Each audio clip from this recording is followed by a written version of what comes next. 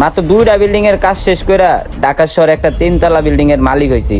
আপনারে যেই রড সিমেন্টের কথা বলছি এগুলা খারাপ না, ভালো এগুলা। আপনি একটু ভাইবা চিন্তা দেখেন, আপনার টাকাটাও একটু সেভ হইব।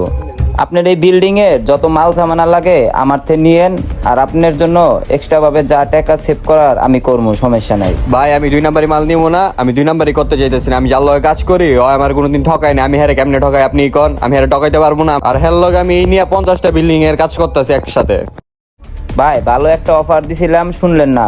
আপনি এত বিল্ডিং করে আপনি কয় টাকায় কামাইলেন এতদিনে? আর যদি আমার অফারটা ভালো লাগে আমারে কল দেন, আপনার কল দেওয়ার সাথে সাথে আমি আইসা করবো, সমস্যা না। আচ্ছা থাকেন, আমি তাহলে চইলা যাই ভাই, আল্লাহ হাফেজ। ভালো কথা কইলে মানুষের কানে যায় না। যাই হোক, যা বলছি তোর মনে রাখবো। এতক্ষণ আমার কি বুঝাইলো কিছুই তো বুঝলাম না। মাথার ভিতরে খালি ঘুরপাক খাইতাছে, কি যে করি বুঝতাছি না। কি বুঝাইলো আমারে? আসলে একদিক দিয়ে তো ঠিকই কইলো, আমি সারা জীবন কাজ করে কি করলাম?